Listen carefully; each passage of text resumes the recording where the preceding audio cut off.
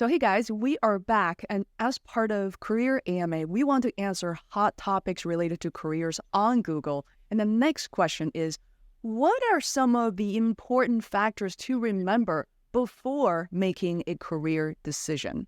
I love this question. And Michael, if we may go to you for the first answer, please. Sure. First important factor, and I think this depends upon where you're at in your career journey, but no decision is permanent, right? You are unlikely to make one career choice that sticks with your career for the rest of your life. And even if that includes like going to medical school to be a doctor. I recently talked to a gentleman I've gotten to know, Andrew, who works at a great winery out here near where I live in Underwood, Washington. And Andrew was a lawyer. He went to law school. He became a lawyer. And one day he said, I don't like being a lawyer, but I like wine. And so he interned himself and learned how to make wine and worked with the Dane Hawkins, who owns Hawkins Winery in Underwood. And, wine is the career that he's taken on now. And he's much, much happier. And so it's interesting that, when you make a career decision, some people think it's so permanent. I've mentioned in some other of these questions, my son is visiting and he's trying to figure out what his career is. And I said, look, don't worry about your career. Worry about what you're going to do next and what you're going to try. So I think, the first thing is making career decision. It's never permanent. The second one is really think about what you are good at. Mark's used this phrase earlier, even I think today, and we're answering one of these questions. But what are you good at? What does your great work look like? What are the themes behind that? What really, really motivates you? Be able to tell some of those stories to yourself and look at where that goes, because there are themes to the things that really engage you and put you in the flow.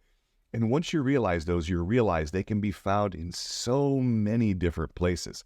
I've done a lot of different things. I've had a lot of different jobs, some of them that seem distinctly different. But I spent time in, human resources. Then I moved over and ran a P&L where I was responsible for, sales and growth targets. Sales is not something I like to do, but you know what? I was an outstanding salesperson. The reason I was an outstanding salesperson is because I believed in what we were selling. But also I was really intrigued by the people who didn't believe they needed help, because I knew those are the ones that believed they needed help the most. And I loved taking on the hard cases who were like, we don't need what you have. And I'd say, oh, great. Sounds like you've got everything figured out. Your world is perfect. Well, no, it's not perfect. Okay, maybe there's something to talk about there.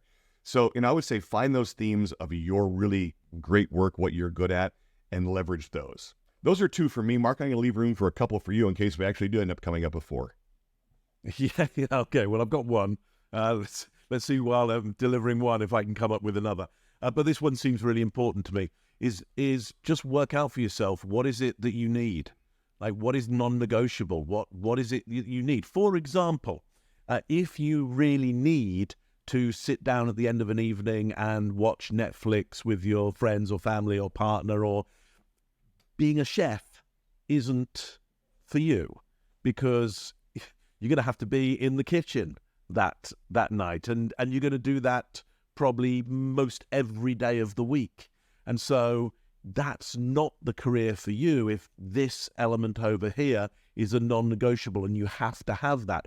Some people have certain criteria around the amount of finance they need. Nothing wrong with that. It's like, look, I've got these dependents, or I'm used to living in this kind of way and I don't want to change how I live, and therefore I need X dollars, X pounds, X yen a year.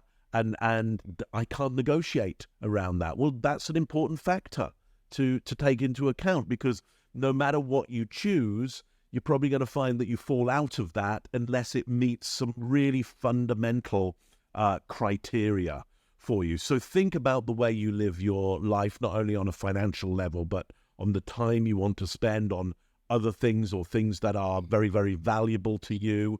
And as you think about your career, understand that you're probably going to have to choose something that fits in with that. Or if you have your mind set on a certain career, then you need to understand you're going to need to tolerate a different life, and that's the price that you pay.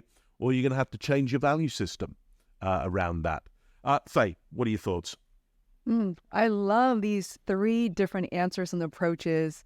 Thank you so much. And if you have any questions, please send them to us by visiting michaelleckie.com/ask or simply drop your questions below.